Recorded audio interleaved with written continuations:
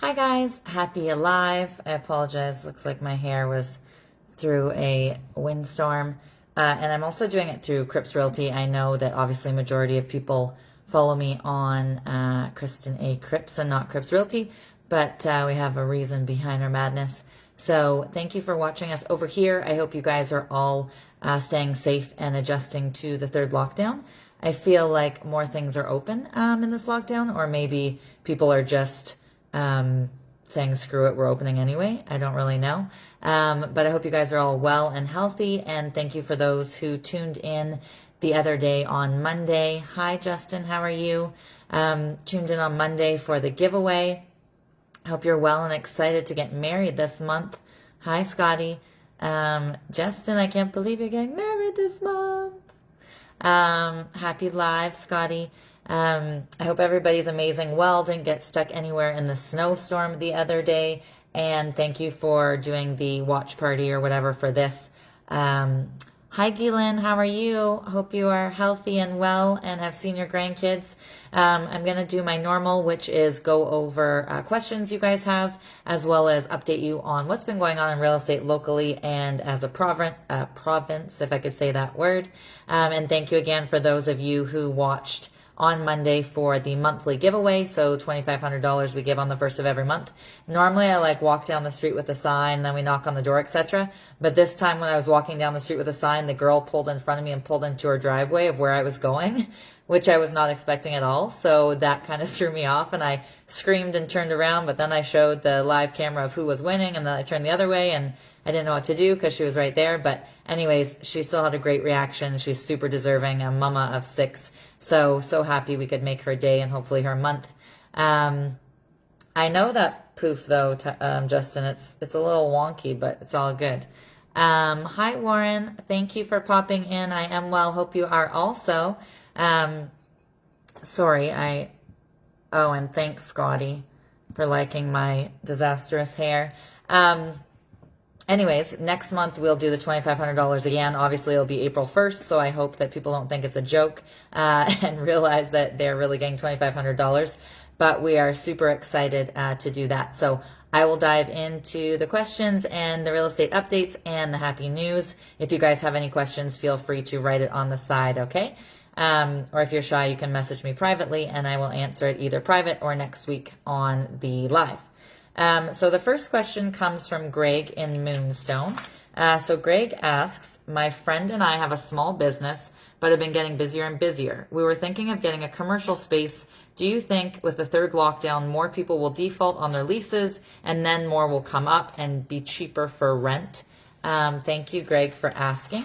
Potentially, yeah. That's why a lot of people I think are staying open right now, because they basically are saying they have to be open or they're going to go bankrupt. And obviously there's 100 small businesses that have reached out to the mayor and Jeff Lehman to see if they can just stay open regardless, or for him to ask for forgiveness, etc. So there might be more that come up, but unfortunately a lot of the commercial properties are owned by these big, huge, massive corporations and families. So for example, our lease for our commercial unit on Commerce Park is up, and so we have it till April 1st. And the people that own that, they own 600 strip malls between Sudbury and Barrie. So not 600 units, which is still a crazy amount, but 600 strip malls. So obviously if they have a few vacant, they obviously don't care because they have lots of money and have had money since I think the 30s or 40s they started having strip malls. Don't quote me on that, 30s or 40s. I just saw a really old picture in their head office. It might have been the 80s, but it looked pretty faded. So there will be some more mom and pop type places that they might own 4 units or something, and they probably can't afford if 3 people aren't paying, but majority of people it's not going to affect the rent. And the odd place where the owners do have to put the rent lower, instead of locking you in, Greg, for 5 years, they'll do a 1 or 2 year because they don't want to take less rent either. So they're basically saying, okay, we'll take a bit less for a little bit, but they don't want to be locked in for 5 years, assuming that more people will want to rent again and more businesses will be open and so forth. So there's not a huge possibility, but it does exist a little bit. Thank you for the love, Scotty. Okay, so, oh yeah, did anybody have no money basically going to school? There was this fellow His name was Calvin, and he dropped out basically of college because he didn't have enough money. I know how much college cost when I went in 2000, and when he went, which was in 1963, well, he started in 1961. He went, and then in 1963, he dropped out. He was 1 year away from graduating, but he didn't have enough money. So he dropped out, and now fast forward to then 2002. Ever since 2002, he opened this nonprofit, and it's called, see if I wrote it down. I didn't write it down. I apologize. But basically, him and his wife, Tina, started this nonprofit and basically gave $5 million a year. So obviously he did well from dropping out of college till 2002, give $5 million a year in full scholarships. So not partial scholarships, but full scholarships. And then because of COVID, he realizes that a lot of people are in a harder state and so forth, and he doesn't want people, falling behind even more and so forth. So now they gave $20 million for 2020 and for 2021. So in full scholarships. So if you guys want, contact info for that or whatever, reach out to me after, because I do have it written down elsewhere. But I just because he's paying it forward, obviously. So I loved that. And the next question comes from Matt in Wasaga Beach. So Matt in Wasaga said, are you doing the $2,500 giveaway this month? And can I nominate a business, or does it have to be only an individual? Thank you, Matt, for asking. Hi, I was going to say Josh, but I see because Joshua. But hi, Josh, how are you? The lovely Prosecco, Miss Jessica Prosecco. Thank you for popping in. Hope you're well. So thank you, Matt, for asking about the $2,500 giveaway. It can be a business. So say, for example, somebody that just signed a lease and now they can't open or whatever, or it could be any reason. They could have been open already for 20 years, but they can't be open in the first, second, or third lockdown, etc. It really doesn't matter the reason. We don't have any criteria except that the people live in Simcoe County and they're over the age of 18. So the person that won this last month on March 1st was nominated by her daughter, who's 16.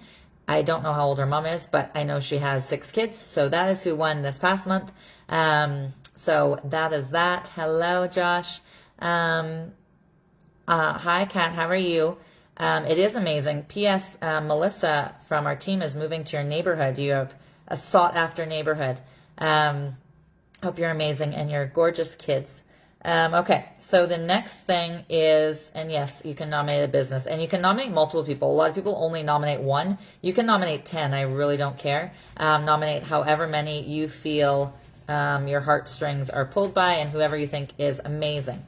So a little girl power in India. So obviously we sometimes take advantage of living in a first world country and just thinking that it's normal. But just in India, in this Himalayan state up north, up in the mountains, they just passed an act that allows women to have co-ownership of land. So, believe it or not, before that, they were not allowed to, which was crazy. So this is going to affect 350,000 women. And they're hoping that this example will help other states do it as well in India. And, in a year or 2, 3, etc., they can have millions of women having co-ownership of land instead of just this 350,000 that couldn't have it before. Oh, you saw that, Kat? Okay. Hi, Dwayne. How are you? Dwayne, look after on my Facebook because I tagged you and Nicole in some videos and some pictures of my lovely goddaughter. Okay. So the next question, and Dwayne, by the way, you do not run the world. Girls run the world. The next question came from Bonnie and Eugene and Barry. So Bonnie and Eugene and Barry said, if we wait till fall to sell, will our home be worth more or less than it is now? Thank you, Bonnie and Eugene, for asking. I do not know. It depends how much inventory there is. The interest rates went up. I will talk about that in a little bit. But I don't know how much inventory is going to happen. Right now we're in third lockdown. Is it going to be a fourth lockdown by then? Are we going to be in the same third one? Are we going to be free and clear and everybody has the vaccination? I don't know. Are people going to be afraid to list their homes because now there's patrol on the street and blah, blah? I can't really say. Obviously, I was in real estate in 2008 and 2009 when everything happened in the States. I was in 2017 when everything happened and the craziness, but I have never been in a pandemic before in real estate. So I do not know how much inventory there will be. I'll talk about that more later. There is actually more inventory now than there was last year at the same time, but I'll explain to you why there's still no inventory later. So unfortunately, I cannot answer that question. I do not know what will happen to the interest rates in full, but also more importantly than that is I don't know what will happen to the inventory. You're welcome, Dwayne. You'll have to look at the video of you getting schooled on the toboggan. Okay, so I don't know what you guys were doing as a 12-year-old, but there's this girl that was going up to her bat mitzvah, and her name's Lindsay. And basically, she realized that not everybody like had the same upbringing as she did, and she lives in LA, and she saw, like, obviously driving to school and so forth, a lot of people that were homeless and they didn't have shoes. So she decided to start a shoe drive as well as a non-for-profit called Shoes for Souls. And she started it right before the pandemic. And she did shoe drives, and then as they weren't allowed to with the pandemic, she just like posted things online and found this app that let people like get the shoes get picked up and so forth. Anyways, since she started, which was less than a year ago, she's given over 30,000 pairs of shoes to homeless people in Los Angeles, which I thought was pretty cool. She's only 13 years old. Is amazing. So yay for Lindsay. I'm going to talk about real estate now. And so, yeah, the mortgage rent giveaway before I do real estate. So the first of every month, we give $2,500 to somebody. So you just have to send a video submission or a written submission if you are shy to info@crippshomes.com. Again, info@crippshomes.com. You do not have to have any relation to Cripps Homes. And to be honest, not anyone who has ever won this year or last year has ever had any relation. The person that nominates can live anywhere, but the person that wins has to live in Simcoe County, and they have to be over the age of 18, okay? You can say they're an amazing person, amazing friend, amazing neighbor, this or that or whatever. It doesn't matter. You tell us who you are and who they are and why you think they should win the $2,500. Yeah, Josh said, stay at home, stay safe, renovate, remodel, then sell. To be honest, so many people are putting money into their houses or their homes, Josh, because they can't travel and they can't do things. So you are right. So I was going to say it looks like I live in the right spot because Barrie just said their average age. So the average person that lives in Barrie is 38.9 years old, and it's March, and I almost said 40. I turned 39 in April. So I'm literally the exact average age. I'm the exact age as the average person in all of Barrie, which I thought was kind of funny. So of the people that live in Barrie, 96,000 of them are between 15 and 64. 25,000 and change are under 14. Less than 3,000 are over 85. And just shy of 20,000 are between 65 and 85, but with the average being 38.9.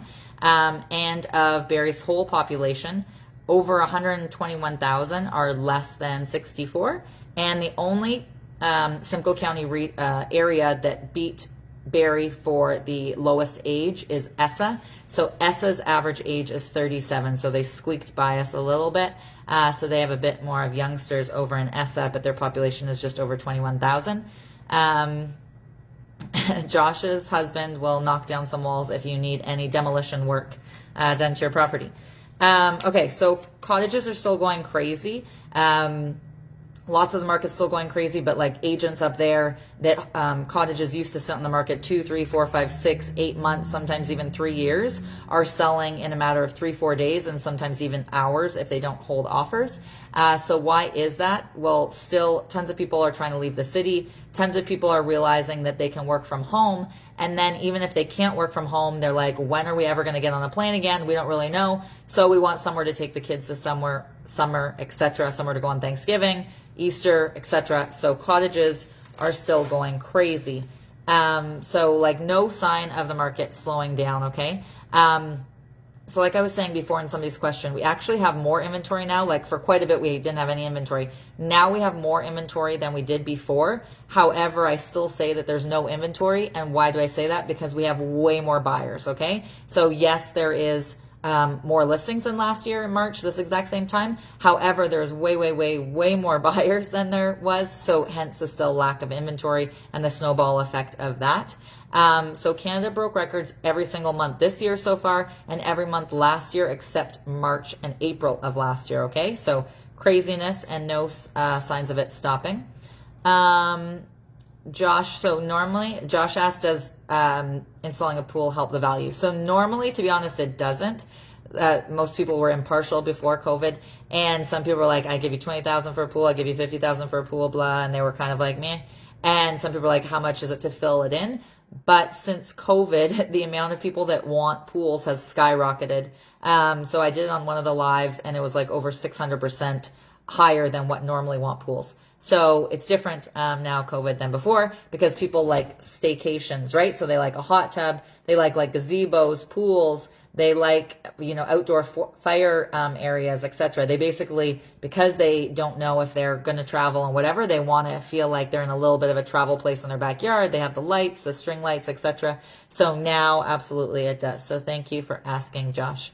So also with the lack of inventory right now, another thing lacking on inventory is construction has slowed down a lot. So let's just say they order something, it's supposed to be in October, it's not until March. As we know, normally construction is slow as it is, but with COVID, it's even that much more slow.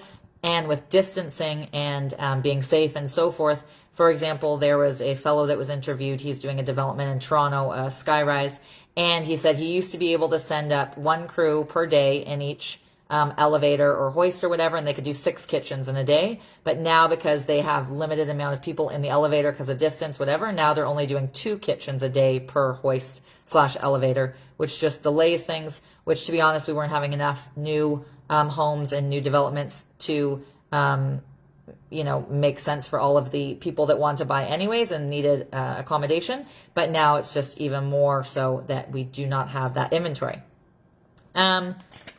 What else was I going to say?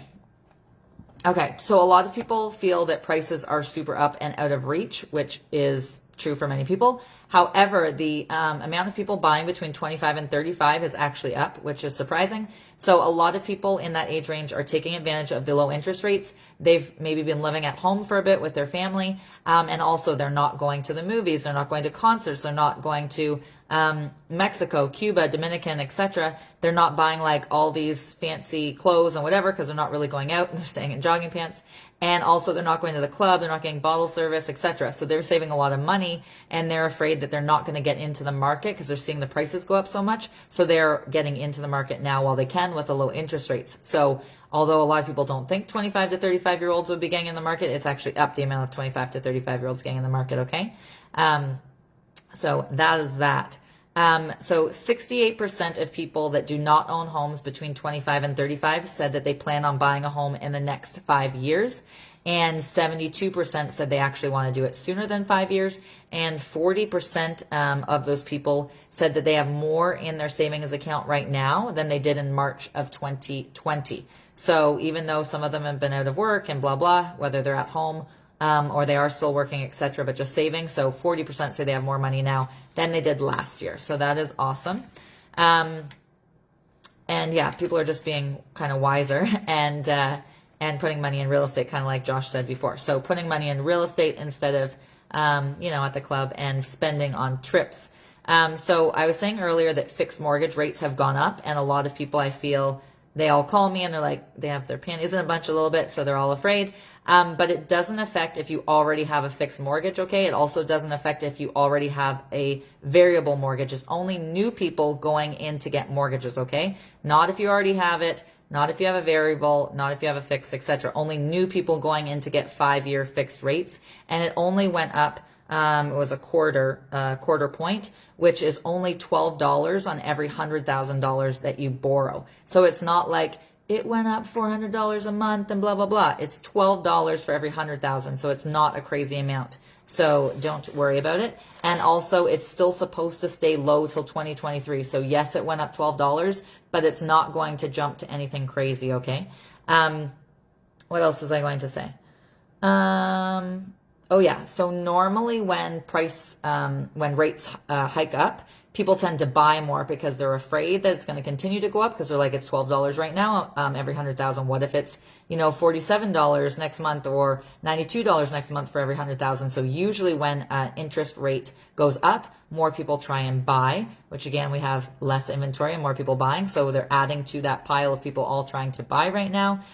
So a lot of people are trying to lock in for 90 days, and they're trying to lock in at the rate for 90 days. They're trying to buy in 90 days, and they're trying to get the keys in 90 days, because it doesn't, if they buy August, for example, it's not still in that same rate. So basically there's more people in the market right now. So that's happening.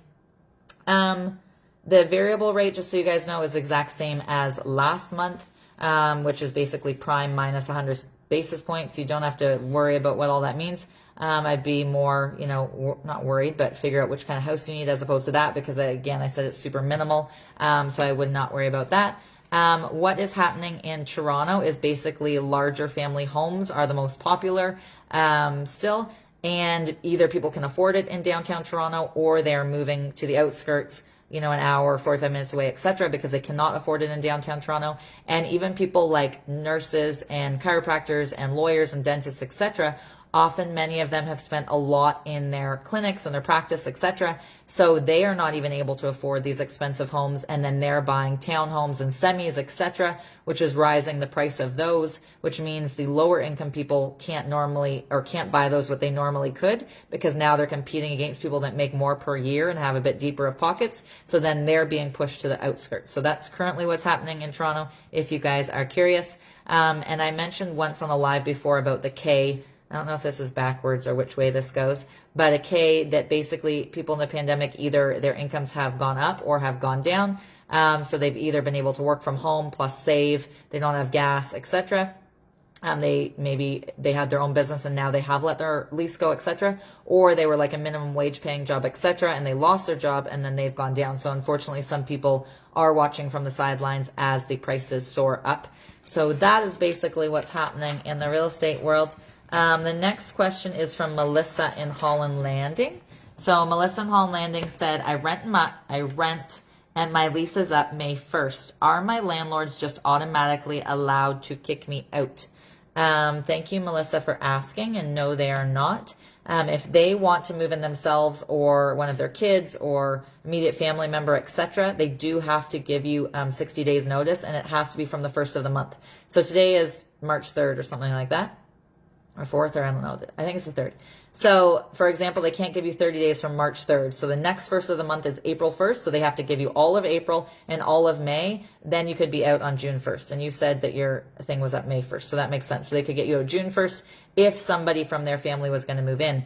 If they want to sell the house, they can't just give you 60 days notice. It has to be a firm agreement of purchase and sale saying that somebody else's immediate family member or themselves is going to move in. So if they just want it vacant to rent to somebody else for higher rent, they can't do that. And if you happen to see it online, and you figure out that they didn't go to, their family member didn't move in, then you can actually go after them at the tribunal and say, hey, you kicked me out wrongfully, etc. But they can't just kick you out at the end of your lease. And if you want to stay for a long time, I would suggest signing another lease with those people, because then even if they do try to sell it, they can't get you out regardless if a person wants to move in or not, or if they want to move. Whereas if you're month to month, they just have to give you that 60 days from the 1st of a month, like I mentioned to you.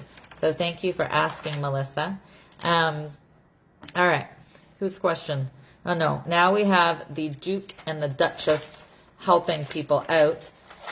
So there is a shelter, and it's in Texas, and it helps home over 3,700 women and children every year. And they put them through school and so forth, help them with interviews, and often in, not the greatest situations, abuse, etc. So there was a big storm there. One of the roofs collapsed and water pipes burst and so forth, so they had to close. So the Duke and Duchess decided to use their nonprofit called Archwell Foundation to get it up and running again. But whether, you have millions of dollars like them, or you can just give your time or help or whatever, I always like when people help. There was a lady locally. She has a small business in town, Bryan and Commerce Park, right by me. And her roof actually just collapsed on her barn. She's just up by Orr Lake, and it tragically killed 2 horses, which was awful, awful. And it just happened the other day. So, I mean, if you guys know anything you could do to help, whether it's helping rebuild or helping giving money, she has a GoFundMe to pay her deductible for her insurance or anything like that. We have to help each other out and be there for one another. So let me know if you guys would like contact for that, okay? So she's just locally here. Again, just outside of Orr Lake is where she lives, but her business is right on Bryan Drive and Commerce Park Drive. I will not say what it is just because I don't know if she wants it public, but anyways. So thank you for the Duke and the Duchess for that. The next question, thank you guys for watching. The next question is from, oh yeah, I'm going to remind you guys about the mortgage rent giveaway. April 1st, we're going to knock on somebody's door and give them $2,500. So feel free to nominate anybody, okay? Send a video or a written submission to info@crippshomes.com and tell us who you are and who they are and why you think they should win. The next question is from Jacqueline and Scott and Barry. So it says, they said, we want to invest, as does my sister and brother-in-law, as we're all in the trades or good at decorating and so forth. Do you think this is a slippery slope to get into bed with family? How can we protect ourselves in it? Jacqueline and Scott, so I would obviously, you have something done up by the lawyer. So let's just say you guys are married and one of you, you know, God forbid, passes away. Does your quarter, let's just say there's the 4 of you, does it go to your spouse or does it go to your children or does it go in with the other ones? Like there's different ways they can set it up, but I would just be super black and white in paper in a contract, because let's just say somebody thinks, oh, you're going to do all the stuff for free, but we're going to split this. Or you think, oh, I'm going to get to spend every July there. And the other person's like, no, I want to rent it every July, Airbnb or whatever. Just be super clear of like everything exactly how you want it done after it's finished, whatever you guys are renovating or buying or what have you, just so you don't run into any issues. If there's any repairs, it says like you're going to split it, or this person's always going to fix it, or this person's going to run the Airbnb talking to the people every day, or this person's going to do the emergencies that happen to the property, etc. Just be super clear of every little detailed thing. Who's cutting the grass? Who's doing the snow?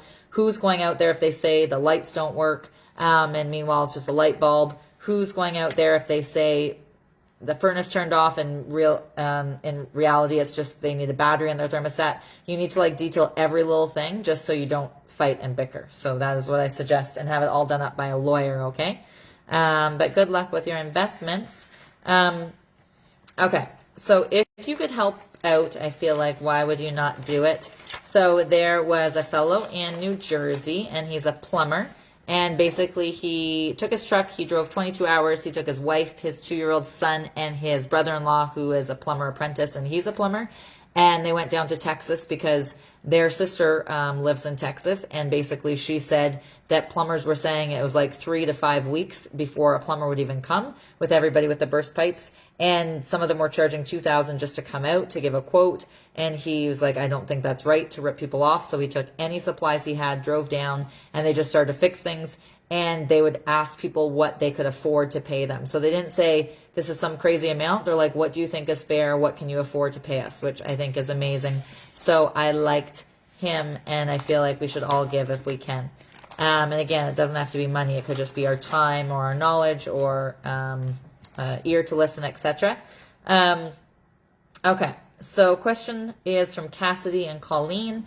We're sisters and want to venture into our own business and are getting advice from all different people. We, however, are getting varying advice and don't know which is the right answer. Who should we listen to? Thank you, Cassidy and Colleen, for asking.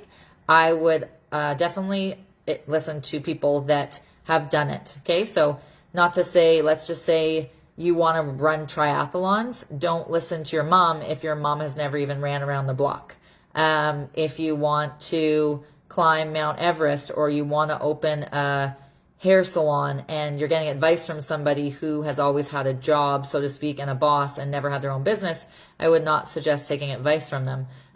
If there's somebody online and they're saying, oh, we can help you and pay us, $40,000 or $60,000, but the only business they've ever had is coaching other people, but they've never ran their own business and, done the marketing and done this and that and everything, I wouldn't do that either. I would like watch videos on YouTube of how to do things. There's tons of stuff for free. And again, just listen to people that have actually done whatever the business is you and your sister want to try, as opposed to just like your family and friends that may have no knowledge whatsoever in it. So that's what I would suggest, and hope everything goes well for you and your sister for that. Do you remember the movie Forrest Gump? Life's like a box of chocolates. Never know what you're going to get. Listen to me, Josh. Okay, so there was this guy in Forrest Gump, Lieutenant Dan, and he is like an actor, of course, and he's Oscar nominated. And his name is Gary, I don't know if I'll say his last name right, Sinise, I don't know. And so he started this foundation basically 10 years ago, and it was for veterans. So there's a lot of mental health in that world, etc. And because he provided support and they helped with people's emotional state and so forth, mental wellness, after 10 years and now being in the pandemic, he realized not just veterans, but also first responders needed some help as well. So now he's put $20 million into opening 20 new locations so he can help thousands of people a year, for veterans, first responders, and their family. So they did a study recently, and it said 30% of first responders either have depression or post-traumatic stress or both, which is crazy. And then a third of veterans have some kind of mental health issues, and they actually said that they lose more veterans every year to suicide than they do actually on the battlefield, which is crazy. So he's like, these people risk their lives for us. We have to take care of them. So that is his foundation. So I think it is amazing. Again, it's called the Gary Sinise or Sinise, I don't know how you say that, foundation. So yay for Gary. Thank you for helping everyone. And that is basically it from me. I hope you guys all stay safe. Have an amazing weekend. Not weekend, it's a week. Have an amazing week. Be authentically you and unapologetically you. And be kind to one another. Have a great day. Bye.